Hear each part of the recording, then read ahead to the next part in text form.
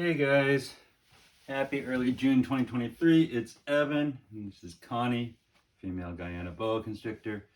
And today I'm making a video that's kind of hard for me to make, even though it's for good reasons. And the reason it's hard for me to make is because I'm so passionate about these animals, and I love every single animal in my collection. And if time and money and space were infinite, I would keep every single animal that I produce. And that's not the case. All those things are not infinite. And I've come to a point of letting go of some holdback animals, some that were produced in 2020 and some that were produced in 2022. And even though that's hard to do, it's actually a good thing. And I wanted to explain to you kind of why I came to this choice, and then kind of talked about the different animals and why it's actually a good thing. And so basically, somewhere actually earlier this year in the middle of the winter, I realized that in this room, and this is before I shipped out a bunch of my most recent litter, I had more animals in this room that I had produced myself than I had acquired from somebody else. And that's a pretty big milestone for me as somebody who's kept a lot of snakes for a while. It's a proud moment, but also the reality behind that is it means that I have a pretty genetically close room, and a lot of these animals are related to each other. And so when you're working with locality boas, it's a long picture game. It's a 5-year generation, 5, 6, 7 years per generation game. And so as you're going along and producing animals, you need to be thinking about the future. And by that I mean you need to be holding back a certain amount of animals in your collection so that you have future up and comers. And then of course in that 5-year span, things change. Animals present and develop differently than you expect, or maybe you end up with a surplus of a specific thing that's still really great. And so you end up holding back more than you ever intend to keep long term. So over the last few years, in the last couple litters, I've held back a number of my Guyana boas. And now it's just a time to make some changes. And it's a good thing for 3 reasons. And the first reason why is because I'm really focused on a strong genetic breeding group of Guyana boas. I'm breeding for a specific look. I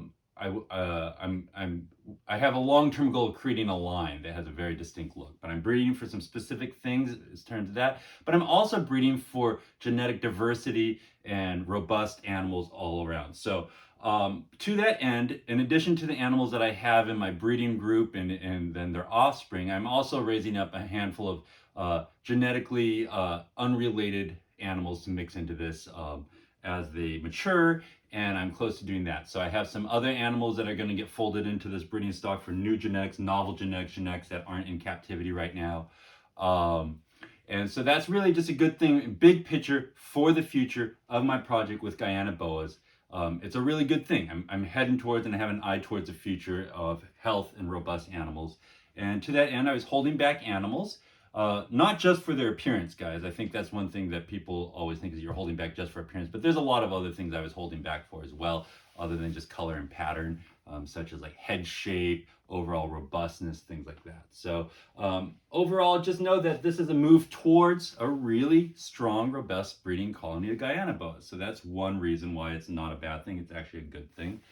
The other good reason it's a good thing is because it's kind of, you have to close some doors to open some others, and I'm just becoming a more nuanced, complex keeper and branching out into some other species. And I've had some other opportunities recently and in the near future, and so I'm going to be moving and diversifying a little bit. That should be really interesting for any of you guys that are following me, because it means that there's going to be some other really interesting boa constrictor complexes that I'm working with, which is exciting for everybody. And the third reason that it's a good thing is because these are wonderful animals that I'm releasing, and they are going to be perfect for some of you guys. And so it's an opportunity. As much as I love keeping these animals, it's really my primary love in this hobby. I don't know if you can hear my neighbor playing Patriot and shooting right now, but don't worry about it. He's shooting in the opposite direction. But these animals are really excellent animals and opportunities for some of you guys to acquire beautiful, healthy animals. the second most proud thing for me, other than producing a healthy animal, is getting it into the hands of a great keeper. So if you're looking to acquire an animal, either if you are somebody who's an experienced keeper and you see something you really like and you want to put it into your breeding projects, these would be great animals for you. But these would be great animals for a new BCC true red tail owner, because these are all super established. Especially the 2022s, those would be really good for new keepers because they're 8 months old, they're still babies, but they've had like 20 plus feeds in them. They're just super robust. So that's the third reason it's a good opportunity, because it's an opportunity for some of you guys. And at this point, I'm just going to show you the 4 animals that I know that I'm going to make available. I have 2 other animals as well that I might be able to make available to the right person. So if you see something or you need something specific and you understand that these are holdback, captive bred, pristine animals, some of them are close to 3 years old, and you want to contact me about that, let me know, because I might have something else. But I'm going to show you the 4 that I have for sure. But these are all genetically identical in that they're from the same breeding. Is from Connie, this female boa, so she's the mother of everything, and Mikey, my large Guyana boa with the ladder tail. So this is the mother to everything. She's going to go back home right now so I can show you some other animals. So here we go.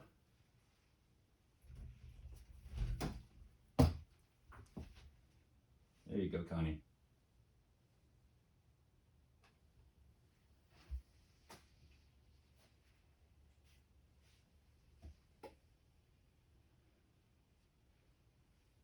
So I'm going to start off by showing you guys 2 females. And I did not release a lot of females when I first made some of these litter available, but I'm going to show you guys some 2022 females. There, let me see. I got my little tripod set up over here. Let's see if I can get something better right in here. So the first female I'm going to show you is Baby L. This is a female 2022 Guyana boa. She's about 8 months old. Perfect in every way. See if we can get some good shots of her right now. All right, so here we have Baby L. If you're inquiring about these animals, this is Baby L. Female, Guyana, born October 22. U.S. captive, born and bred.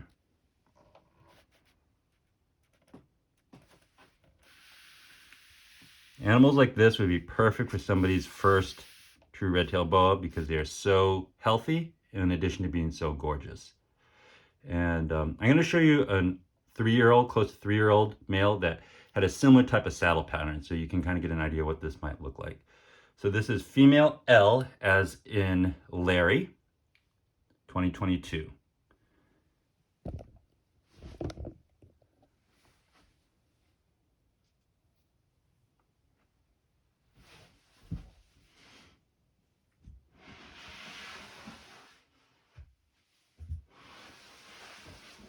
The next boa I'm going to show you is female K, as in kangaroo.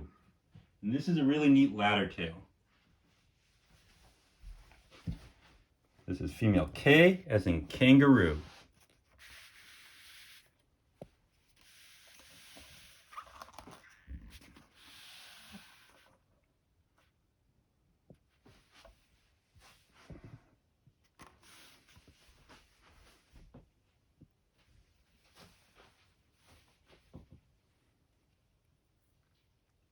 Feeding perfectly on frozen thawed mice, mediums, smalls, and medium frozen thawed mice.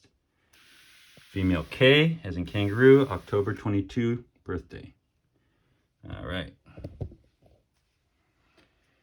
Now I'm going to show you a male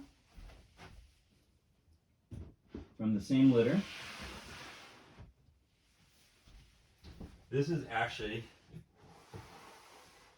the hardest one for me to let go. This is my personal favorite.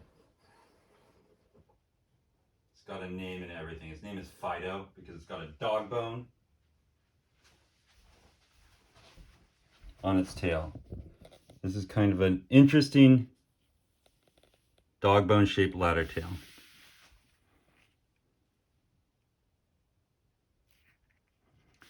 This is Fido. Its name is Fido, also known as J, as in Joseph, 2022. This is a male.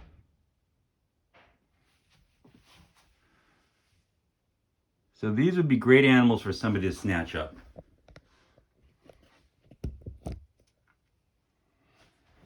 The next animal I'm going to show you is a full-blooded sibling to these babies, but it was born in 2020. So it will be 3 years old in early November. This is a male. I don't know how well I'm going to be able to take a photo of him. He's not super easy to photograph or videotape, but here we go. This is male.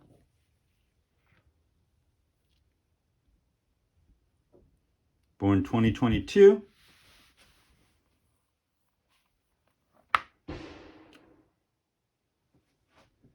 Very robust.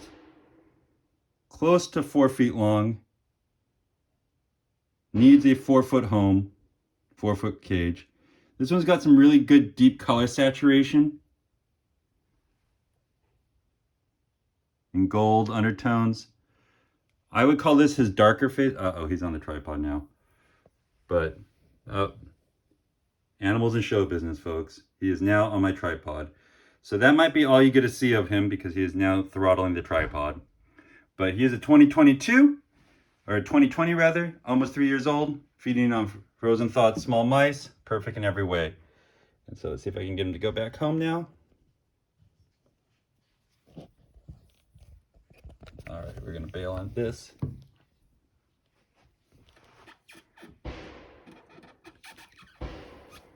All right, best shot you can get of him.